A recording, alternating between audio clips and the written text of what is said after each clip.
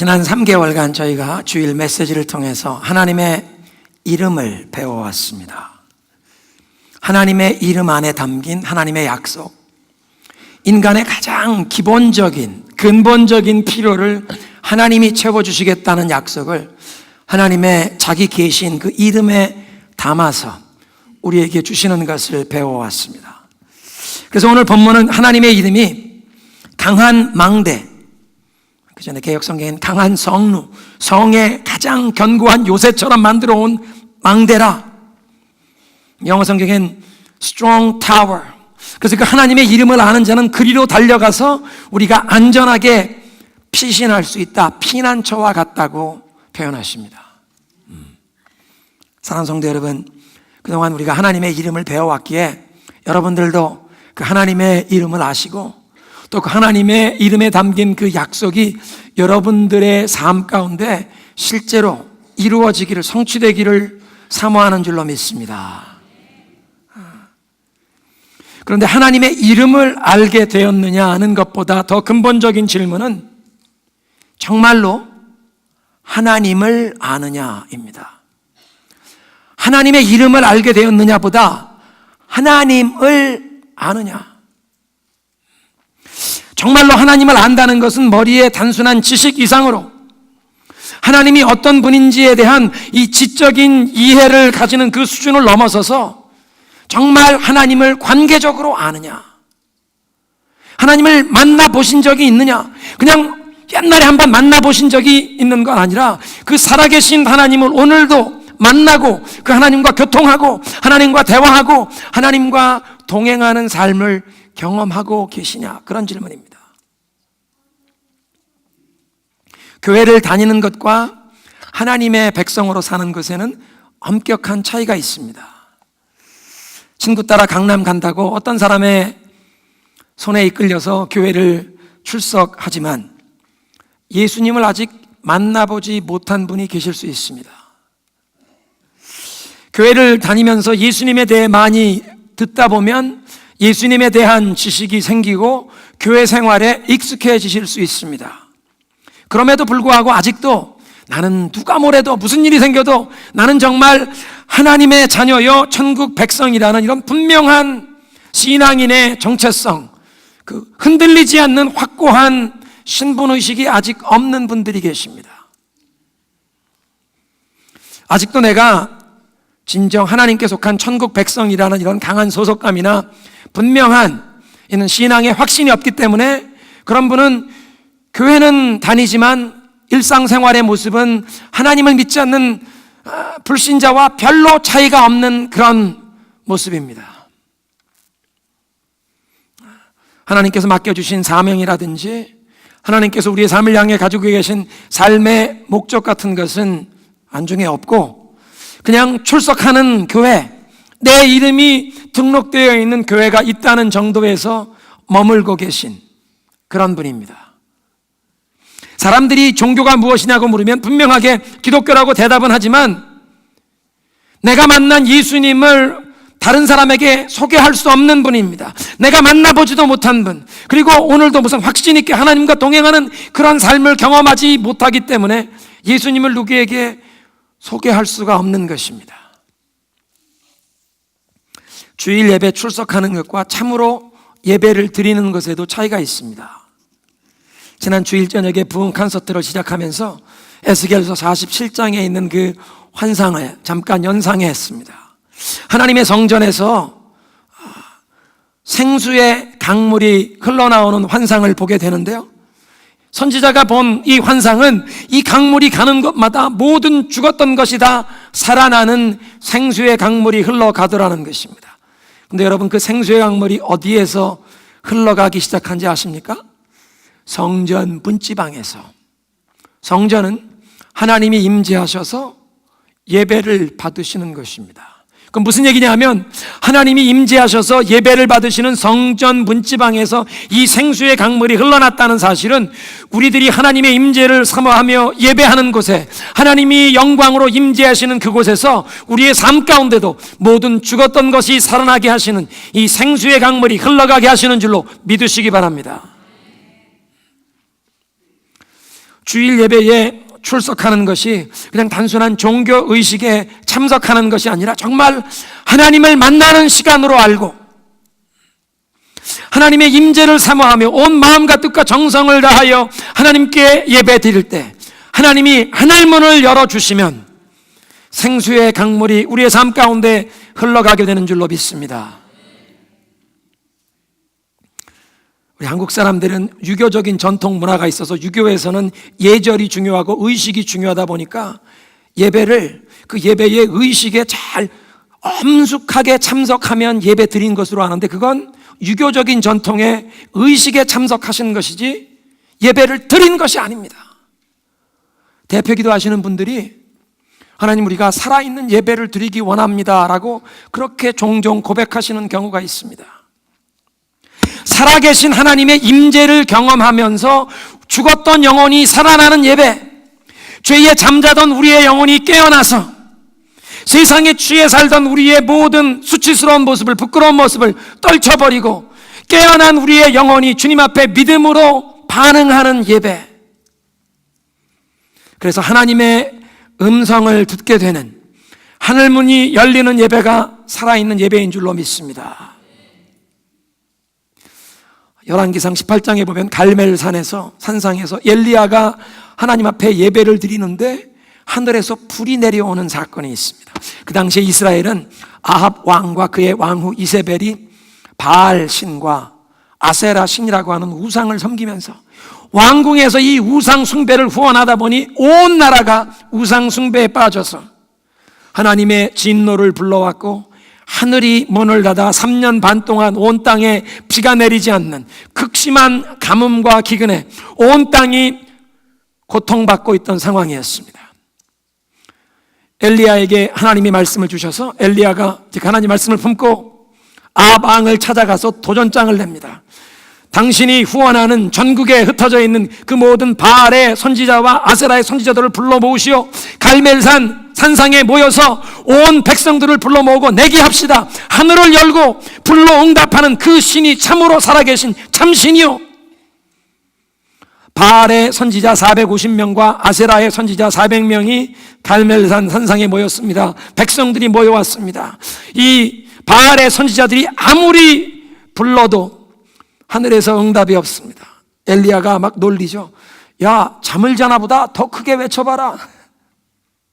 어디 산보하러 나갔나 보다. 바알의 선지자들이 막 칼로 자기 몸을 해하며 피를 흘리면서 바알이여 응답하소서, 바알이여 응답하소서. 정오가 지납니다. 오후에 뉴역 해가 넘어갈 무렵에 저녁 소제 드릴 시간에 엘리야가 여호와의 무너진 제단을 수축하게 됩니다. 그만둬라, 이제 내 차례다.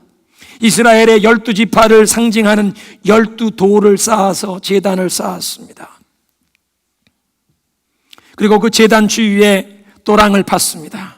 장작 위에 하나님 앞에 제물로 바칠 송아지를 각을 떠서 얹었습니다. 사람들에게 물을 기록하게 해서 물을 붓게 합니다. 네 양동이에 물을 부었습니다. 한 번 또 갖다 부어라. 또 한 번 갖다 부어라. 12통에 물을 부었습니다.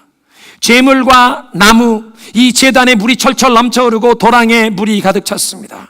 엘리야가 하늘의 하나님 여호와여 응답하소서, 하늘을 열고 불러 응답하사 여호와 하나님이 참 살아계신 하나님을 이 백성 앞에 나타내시옵소서. 하늘이 열리고 하늘에서 불이 떨어져 그 제단을 사르고 나무를, 돌을, 그 제단 주변에 있던 도랑의 물까지 완전 싹 핥아버린 줄로 믿으시기 바랍니다. 그러자 무슨 일이 일어났습니까? 온 백성들이 하늘이 열리고 불이 떨어지는 장면을 보고 그 자리에 엎드려 외칩니다. 여호와 그분이 참 살아계신 하나님이다. 여호와 그분이 참 살아계신 하나님이다. 그 즉석에서 바알의 850명의 거짓 선지자를 붙잡아서 기손 시내가로 데리고 가서 그들을 처단해 버렸습니다. 하늘에서 불이 내리니까 하나님이 살아계심과 그 하나님의 위대하심을 깨달으며 오랫동안 우상 숭배하던 것을 청산할 결단과 용기와 능력이 임한 것입니다. 그때까지는 왕궁에서 이 우상 숭배를 후원하기에 그 권력자들, 우상 숭배자들의 권세를 두려워하며 그 우상 숭배자들에게 잘 보여서 나도 출세하길 원하는, 또 바알과 아세라 신이 풍요의 신이라고 하니까 그 우상 숭배하는 세상 문화를 따라가면서 나에게도 풍요로움을, 재물을, 명예를, 관세를, 이 세상의 욕망을 따라가던 백성들이 하늘이 열리고 하늘에서 불이 내리니까 이 모든 우상 숭배를 청산하고 여호와 하나님을 참 살아계신 하나님으로 인정하게 되는 결단의 시간이 임한 줄로 믿습니다. 그렇게 우상 숭배를 청산하고 나니까 무슨 일이 일어납니까? 3년 반의 가뭄이 그치고 큰 비가 내렸습니다. 사랑하는 성도 여러분, 하늘문이 열리는 예배, 살아있는 예배, 하늘의 불이 우리의 마음의 재단에도 임해야 할 줄로 믿습니다.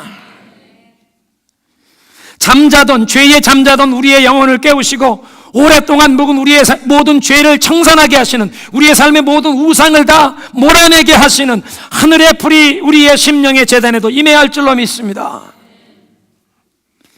그러면 우리의 삶의 모든 죽었던 것이 살아나게 하시는 생수의 강물이 우리의 삶에도 흘러가게 될 것입니다. 참된 믿음이 살아나는 것입니다. 찬양과 기도가 살아나는 것입니다. 하나님 앞에 감사와 소망이 살아나는 것입니다. 우리 가정에 사랑이 살아나는 것입니다. 우리 가정에 하나님이 주시는 꿈과 소망과 비전과 사명이 살아나는 줄로 믿습니다. 3년 반 동안 긴 이 영적인 목마름을 해가라는 은혜의 단비가 우리에게도 임해야겠습니다. 하늘문이 열리는 예배를 경험했던 또 한 사람을 소개하기 원합니다. 이사야 선지자입니다.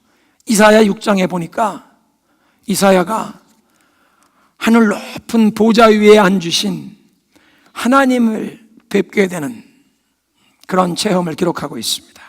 제일 먼저 하늘문이 열리면서 이사야에게 일어난 일은 하나님의 거룩하심을 깨닫게 되는 것입니다.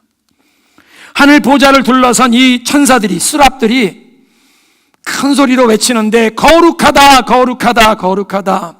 만군의 여호와여, 온 땅이 그의 영광으로 충만하도다. 천군 천사가 끊임없이 하나님을 찬양하는데 그 하나님의 거룩하심을 찬양하는 것을 들으면서 이사야의 마음속에 갑자기 두려움이, 거룩한 두려움, 경외하는 마음이 생기기 시작합니다. 악한 일을 하는 사람을 붙잡아다 책망할 때 그런 말을 하죠. 어른들이 하늘이 두렵지도 않느냐. 교만한 말을 함부로 하면서 정말 그런 악한 일을 도모하는 사람은 하늘이 두렵지 않기 때문에 그런 일을 하는 것입니다. 하늘이 닫혀서 하나님이 보이지 않기에, 하나님이 두렵지 않기 때문에 그런 극악무도한 일을 하는 것입니다. 신앙을 가진 사람도 상처라고 하는 사탄의 그 덫에 걸려버리면, 또는 죄의 유혹에 넘어지면 우리의 영적인 감각이 마비가 되어 하나님이 보이지 않게 됩니다. 성군이라고 불리던 다윗 왕을 보십시오. 그가 어린 소년 시절에는 고향 베들레헴의 동구 밖에서 양치기 소년으로 늘상 이 비파를 가지고, 요즘식으로 표현하면 작은 통기타를 치면서 하나님을 찬양하며 하나님의 임재를 늘상 경험하던, 하나님과 교통하던 그 영혼이 너무나 맑고 깨끗한 사람이었습니다. 그런데 나중에 왕이 되어 성공한 다음에 영적인 게으름에 빠졌습니다. 왕들이 나가 전쟁하는 때에 자긴 전쟁하러 나가지 않고 부하들만 내보내고, 사실 다윗은 전쟁에서 영토를 넓히는 것이 아니라 여호와의 이름으로 이 땅에 하나님의 통치를 세워가는, 그러니까 우상 숭배자들과 싸워서 그들을 다 굴복시키고 여호와 하나님께 굴복시키는 하나님의 싸움을 싸우는 왕이었는데, 그 자기의 본연의 임무를 충성스럽게 감당하지 않고 부하들 내보내고 자기는 왕궁에서 빈둥빈둥 놀고 있다가 낮잠 자다가 오후에 일어나서 왕궁 옥상에 올라가서 둘러보다가 남의 집 뒷뜰에서 목욕하는 한 여인을 보게 됩니다. 그리고는 그 쓸데없는 마음의 욕심을 따라서 하나님이 없는 것처럼, 하늘이 무섭지 않은 것처럼 간음죄를 범하고 살인죄까지 범하지 않습니까? 반대로 이사야는 하늘 문이 열리고 나니까 하나님이 얼마나 거룩하신 분인지를 깨닫게 됩니다. 하나님 앞에서 그 마음에 두려워하는 마음, 경외하는 마음이 일어났다는 것입니다. 교회 생활을 하면서도 하늘을 의식하지 못하고 그냥 이 횡적으로 대인 관계만 생각하며 교회 생활하는 분들이 있습니다. 생명력 있는 하나님과 교통하는 신앙생활이 아니라 그냥 종교활동, 종교생활을 하시는 겁니다. 예수님 당시에 그 유대교에서 가장 신학적으로 보수적인 전통을 붙잡고 있던 사람들은 바리새인들이었습니다. 그런데 이렇게 가장 신학적으로 바른 신학을 붙잡는 보수적인 신앙을 가진 사람들인데, 이들이 사람들 앞에 경건하다고 인정받기 위해서 겉으로 드러나는 이 종교 행위에만 열중한다고 예수님께 외식하는 자들이라는 책망을 들었습니다. 외식, 바깥 외자, 형식 식자입니다. 겉으로 보이는 형식에만 치중하는 자들이라.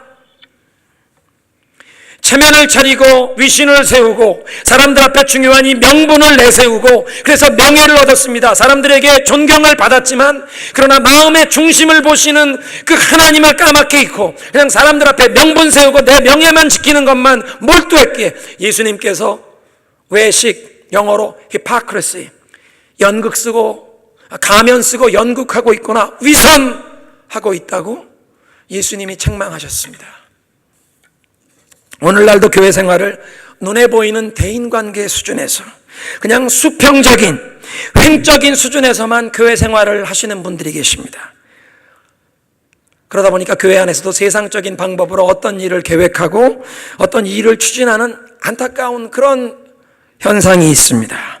교우들 간에도 얼굴을 붉히고 언성을 높이는 이런 불미스러운 일이 일어나는 것은 이 사람들이 생각하고 대화하는 것이다, 이 수평적인 수준에 머물기 때문입니다. 주일 예배에 출석은 하지만 하나님을 만나지 못하면 수평적인 수준에서 종교 행위에 머무는 것이요, 살아있는 예배, 살아계신 하나님과 신령한 교제를 경험하지 못하는 것입니다. 너무 안타까운 것입니다. 이사야에게 하늘문이 열리는 순간 그냥 눈에 보이는 이 수평적인 수준, 대인관계 수준이 아니라 갑자기 수직적인 위로 그동안 보이지 않던 영적인 세계가 뻥 뚫려 보이기 시작했습니다. 눈에 보이는 이 수평적인 이 대인관계 수준의 것이 감히 범접할 수 없는, 이 눈에 보이는 이 세상을 다 하감하시고 통치하시고 눈에 보이는 세상이 감히 거역할 수 없는 하나님의 세계가 보이기 시작한 것입니다. 그리고 그 하나님을 마땅히 두려워할 존재로 깨닫게 되었습니다. 여러분, 이렇게 하늘문이 열리면요, 언행심사를 함부로 할 수가 없게 됩니다. 하나님께서 불꽃 같은 눈으로 다 살펴보고 계신데 그 하나님 앞에서 어떻게 사사로운 욕심이나 자기의 세속적인 계산을 따라 어떤 거짓된 일을 도모할 수 있겠습니까? 하나님이 두려워서 거룩하게 경건하게 내 언행심사를 갖출 수밖에 없습니다. 주일 예배뿐만 아니라 일상생활 가운데도 하나님을 두려워하며 행하게 됩니다. 이사야는 하늘이 열리면서 천사들의 외침을 들었습니다. 거룩 거룩 거룩 만군의 여호와여, 그의 영광이 온 땅에 충만하도다. 그의 영광이 온 땅에 충만하도다. 지금까지는 몰랐습니다. 지금까지는 신경을 끄고 살았고 느끼지도 못했고 깨닫지도 못했는데 하늘이 열리고 천사들이 외치는 소리를 들리는데 그 거룩하신 하나님의 영광이 온 땅에 충만하다는 것입니다. 여러분, 아버지의 그 축복을 속여서 축복을 이렇게 축복 기도를 받았다가 형이 죽인다고 해서, 쌍둥이 형이 죽인다고 해서 집에서 도망가던 야곱이 베델에서 밤에 잠을 자다가 하늘에 사닥다리가 내려온 꿈을 꾸고 난 다음에 뭐라고 얘기했는지 기억나세요? 두렵도다 이곳이요, 하늘의 문이 이곳에 있구나. 두렵도다. 이 세상 어디를 가도 이 온 세상이 하나님의 영광으로 충만하도다. 이사야가 갑자기 깨닫게 되는 것입니다. 내가 어디를 가도 여호와의 눈을 피할 수가 없구나. 땅 끝에 가서 내 자리를 펼지라도 여호와께서 거기 계시며 하늘 꼭대기에 가도 바다 깊은 곳에 가도 그곳에서도 여호와께서 나를 보시니 내가 주의 임재를 피하여 어디로 가리이까? 살피소서 여호와여, 내 마음을 살피소서. 내 속에 무슨 거짓된 것이 있나 살피소서. 사랑하는 성도 여러분, 하늘문이 열리는 예배를 한 번만 체험하게 되면 우리의 인생이 바뀌는 줄로 믿으시기 바랍니다. 주일 예배만 아니라 우리의 일상생활에도 온 천하가 하나님의 영광, 거룩하신 그분의 눈꽃이 안 가는 것이 없는 줄로 알아서 우리의 일상생활이 그 하나님의 시선을 의식하며 거룩하게 경건한 삶으로 나아가게 되는 줄로 믿습니다. 하늘이 열리지 않은 사람은 이해하지 못하고 감지하지 못하는, 그래서 자기도 거짓된 일을 하고 그냥 자기 생각대로 일을 하게 다른 사람도 그런 줄 아는데, 하늘이 열린 사람은 감히 그렇게 살 수가 없습니다. 두 번째로 하늘이 열린 이사야에게 일어난 일은 회개의 은총입니다. 하나님의 거룩하심을 깨닫게 되는 순간 그 마음의 두려움이, 경외하는 마음이 엄습하면서 내 자신이 하나님 앞에 설 수 없는 죄인임을 처절하게 깨닫게 된 것입니다. 장례가 나면 유가족 중에 때로 이런 말씀을 하시는 분들이 계십니다. 우리 아버님께서는 지금까지 평생을 선하게 사시려고 노력하셨습니다. 남에게 해를 끼치지 않고 항상 이웃을 도우며 정말 양심껏 살아오셨기 때문에 우리 아버님은 천국에 가셨을 것입니다. 돌아가신 고인이 훌륭한 분이었다고 가족들이, 지인들이 덕담을 하는 것은 아름다운 일입니다. 그러나 그 가족은 성경의 진리에서 어긋나는 말을 하고 계시는 겁니다. 하나님의 거룩하심을 제대로 알지 못하기 때문에 그 거룩하신 하나님 앞에서 우리 인간이 얼마나 허물 많고 죄악된 존재인지를 깨닫지 못하고 있는 것입니다.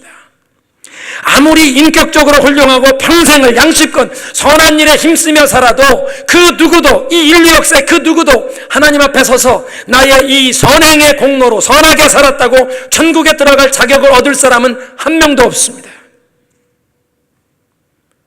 하나님의 아들이신 예수님이 이 땅에 오셔서 십자가에 달려 돌아가실 수밖에 없었던 이유는 그 누구도 거룩하신 하나님 앞에 온전한 모습으로 설 수 있는 사람이 없기 때문입니다. 교회 생활을 열심히 하는 분 중에도 나만큼 열심히 신앙생활했으면 하나님 앞에 부끄러울 것이 없다고 말씀하시는 분이 계십니다. 나의 신앙, 나의 헌신, 나의 충성을 내세우는 것입니다. 아마 이사야도 그렇게 생각했을 것입니다. 이사야 6장의 그 하늘문이 열리기 전까진 자기 자신이 하나님 앞에 떳떳하고 사람들에게 존경을 받을 만한 사람이라고 스스로 생각했을 것입니다. 그 이사야를 읽어보면 그 왕궁에 자유롭게 출입할 수 있는 귀족 출신이었던 것 같습니다. 그렇게 자신의 신분이나 지위에 걸맞게 명예로운 행실과 품위를 지키며 또 모세의 율법에 따라 하나님을 예배해 왔다고 사람들에게 존경을 받을 만한 자기도 신앙인이라고 스스로 자부했을 것입니다. 그런데 하늘문이 열리면서 하나님의 그 거룩하심을 깨닫게 되는 순간 내가 감히 하나님 앞에 설 수 없는 죄인이라는 사실을 깨닫게 됐습니다. 화로다, 나여 망하게 되었도다, 오호 통제라. 나는 입술이 부정한 사람이요, 입술이 더러운 사람이요, 입술이 부정한 사람들 틈에 거주하면서 만왕의 왕이신 거룩한 하나님을 눈으로 보았구나. 이제 나는 죽게 되었구나. 멸망당하게 되었구나. 하늘문이 열리는 순간, 거룩한 하나님을 뵙게 되는 순간 내가 철저히 죄에 오염된 존재라는 정확하고 겸손한 자아인식이 임한 것입니다.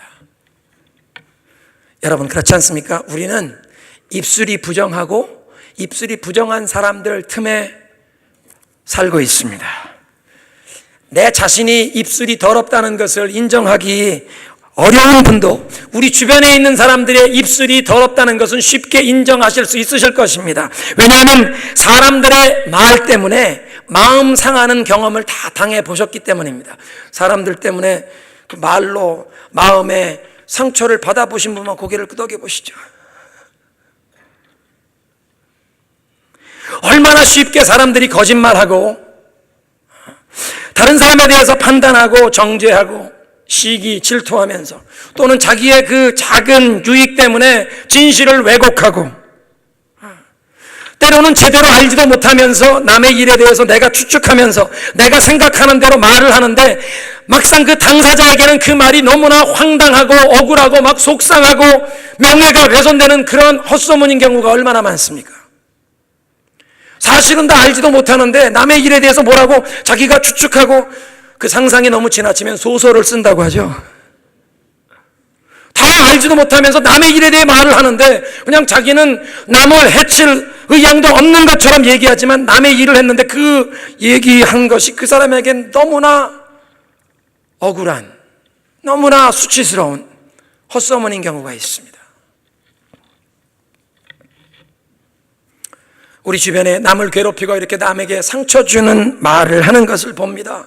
듣는 사람의 영혼을 더럽히는 말, 상처를 주고 분노와 원망으로 그 영혼이 더럽혀지게 하는 말. 그래서 우리가 입술이 부정한 백성 중에 거한다는 이 사실을 쉽게 인정하실 것입니다. 그런데 하늘문이 열리면 내 주변에 있는 사람들의 입술만 부정한 것이 아니라 내가 입술이 부정하다는 것을 깨닫게 됩니다. 입술이 더럽다는 것은 마음이 더럽다는 얘기입니다. 예수님이 말씀하셨습니다. 마음에 가득한 것을 입으로 말함이니라. 입의 말로 다른 사람들에게 상처와 어려움을 주는 이런 말이, 더러운 말이 나오는 것은 내 영혼이, 내 마음이 더럽다는 것입니다. 주님 앞에 고백하게 됩니다. 주님, 내가 죄인입니다. 내 영혼이 죄에 물들었습니다. 예수님이 십자가에 못 박게 된 것, 다른 사람의 죄가 아니라 바로 내 죄 때문에 내 손에 예수님을 십자가에 못 박은 망치가 들려 있습니다. 이렇게 철저하게 나의 죄악을 고백하는 이사야에겐 세 번째로 사죄의 은총이 임한 것입니다. 천사 한 분이 이 제단에 불붙은 숯불을 가져와 그의 입에 대하며 얘기합니다. 이것이 내 입에 되었으니 내 죄가 사하여졌느니라. 내 악이 제하여졌고 네 죄가 사함을 받았느니라. 그리고 하나님의 부르시는 음성이 들립니다. 내가 누구를 보내며 누가 우리를 위하여 갈고, 주여 내가 여기 있나이다, 나를 보내소서. 하나님의 부르시는 음성을 듣게 되고 그 하나님의 목적을 위해 나 자신을 헌신하고 나 자신을 드리며 이제 그 하나님의 말씀을 듣고 순종하며 하나님께 쓰임받는 영광된 삶이 시작된 줄로 믿으시기 바랍니다. 하늘이 열리는 예배를 통해서입니다. 율법의 전통과 규례에 따라서 하나님께 예배하던 이사야의 그 종교 생활이, 생명력 없던 그 종교 활동이 그날로 끝이 나고 하늘문이 열리면서 이 하늘이 열리고 위가 열리고 되니까 살아계신 하나님과 교통하며 그때부터는 하나님의 음성을 들으며 하나님의 말씀을 대언하며 하나님의 사람으로 쓰임받게 된 줄로 믿습니다.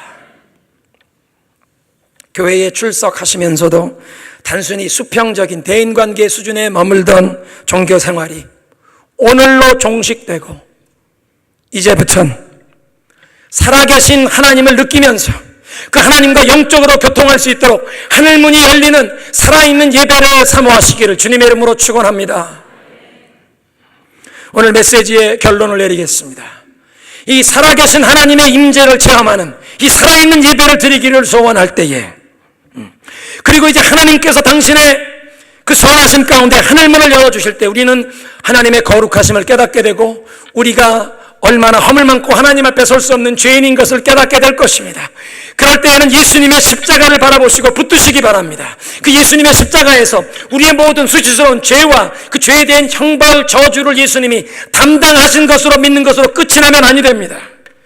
그 예수님이 십자가에 달리신 것만 아니라 나도 예수님과 함께 십자가에 죽었다는 영적인 진리를 믿음으로 받아들이시고 마음으로 믿으시고 입술로 고백하시고 선포하시기를 축원합니다.